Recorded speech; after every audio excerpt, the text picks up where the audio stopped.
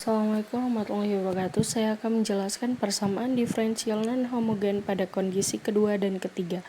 Di sini saya akan menjelaskan pada kondisi kedua. Bisa dilihat dengan ketentuan jika A per P sama dengan B per Q tidak sama dengan C per R, maka AQ sama dikurang BP sama dengan 0.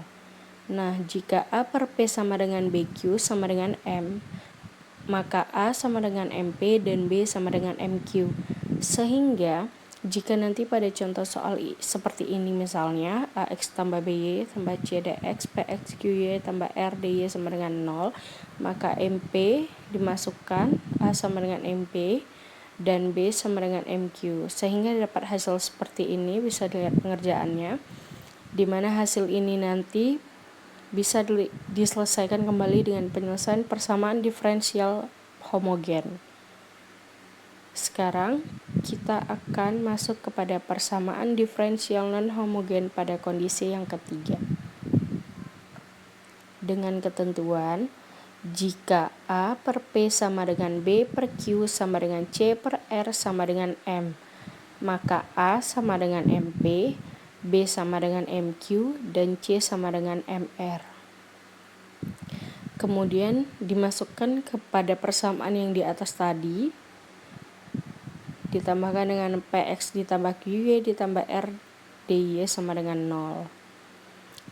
Maka difaktorkan, kemudian dibagi dengan PX tambah QY tambah RDY, maka hasilnya menjadi M DX ditambah DY sama dengan 0. Kemudian diintegralkan sehingga hasilnya MX ditambah Y sama dengan C. Sekarang kita akan masuk ke contoh soal pada kondisi yang ketiga. Selesaikan persamaan diferensial berikut ini. X min 2Y plus 1 dx dikurangi 2X min 4Y plus 2 dy sama dengan 0.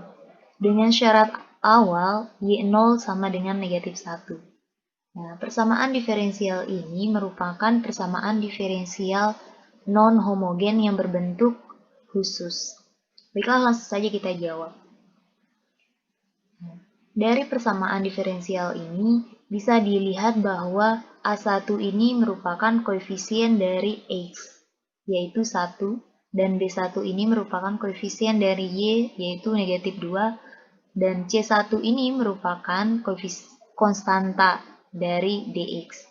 Nah, lalu bisa dilihat di suku kedua, A2 ini merupakan koefisien dari X, yaitu bernilai negatif 2, dan B2 ini merupakan koefisien dari Y, yaitu bernilai 4, karena negatif kali negatif positif.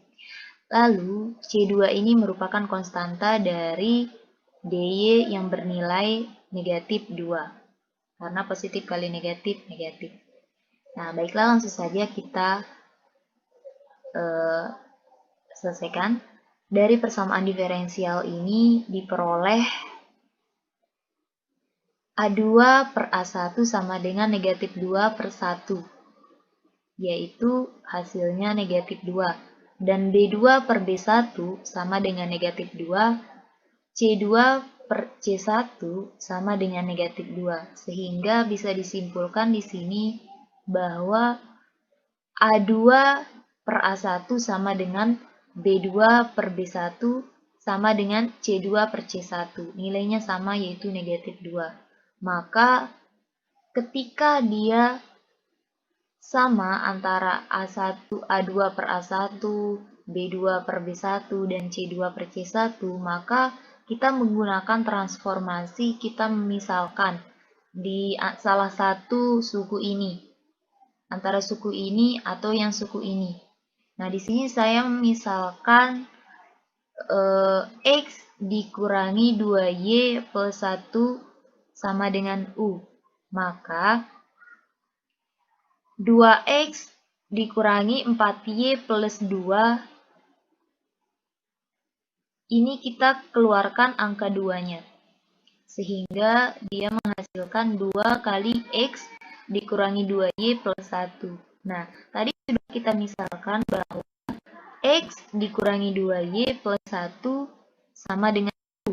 Sehingga ini kita ganti dengan U menjadi 2U. Nah, lalu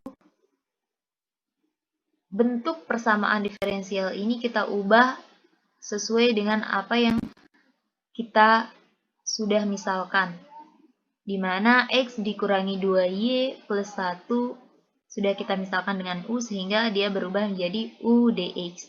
Lalu dikurangi dengan, 2X dikurangi 4Y plus 2 ini sama dengan 2U. Sehingga persamaannya menjadi U dx dikurangi 2U dy sama dengan 0. Nah, lalu kita ada variabelnya. Di sini ada variabel ada dx, ada dy. Nah, di sini kita pisah sehingga nanti U bagi U nanti dia akan bernilai 1 dan sisanya yaitu dx sama dengan 2 dy. Nah, lalu kita integralkan sehingga nanti kita mendapatkan solusi dari persamaan diferensial ini.